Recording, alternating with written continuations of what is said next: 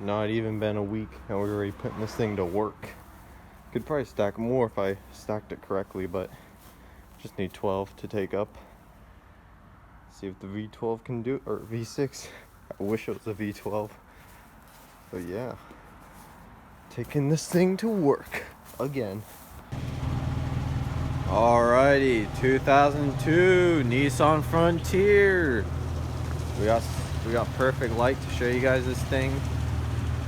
Man, is it clean. Got rid of this plate. Finally got off work. Got a little bit of mud on it. I'm actually gonna go underneath the truck and look for a front diff, maybe a transfer case, because the VIN number is saying it's 4-wheel drive. I see no 4-wheel drive controls. I see nothing in here. Got a few lights on. The brake light decides to come back on every once in a while and it makes weird noises, so I'm gonna take a look at that and what the deal is. Finally runs at operating temperature, and the service engine light went out. I just realized that. Wow, how unique. This is saying CD error, but I'll have to see what's in it.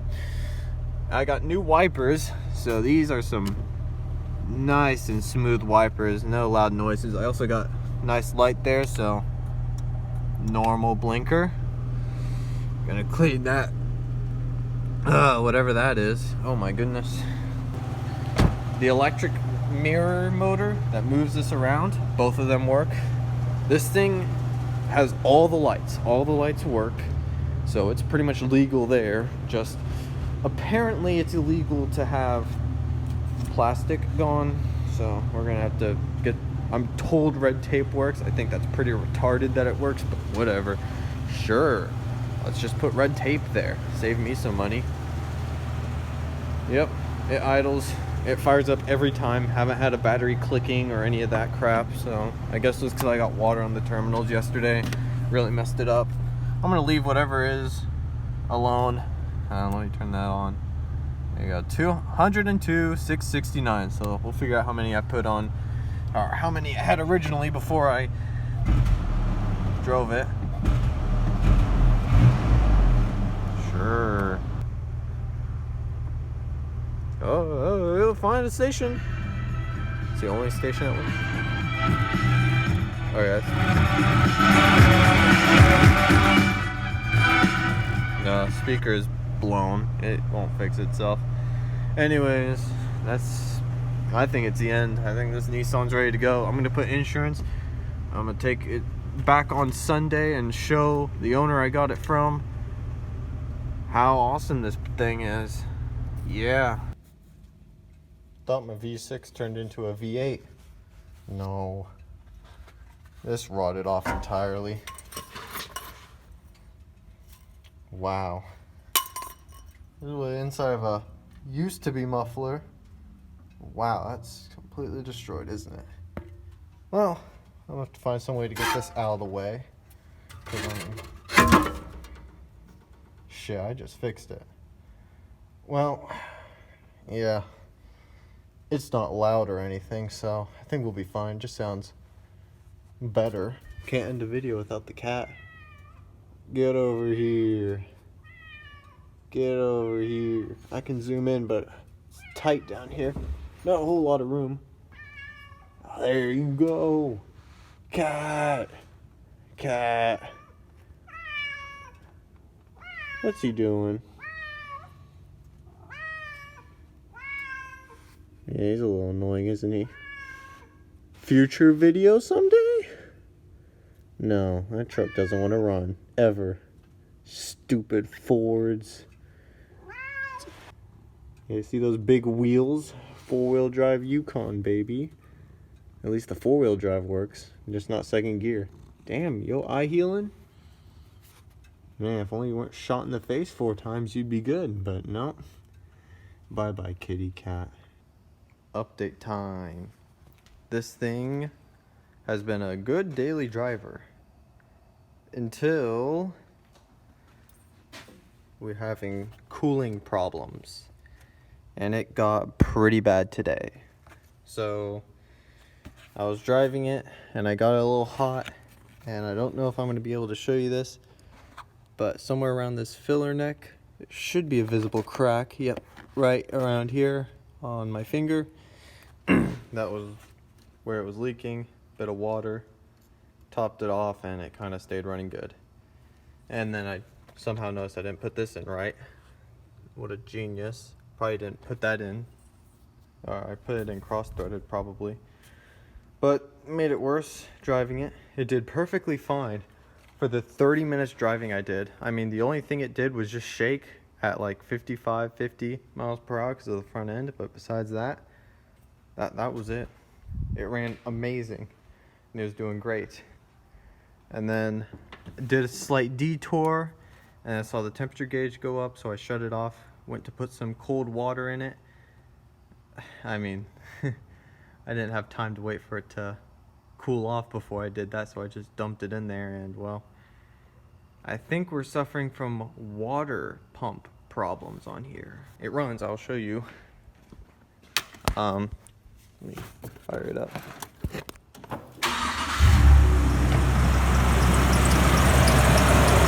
It's actually not running too bad. It's misfiring a bit, but here's the exhaust tone.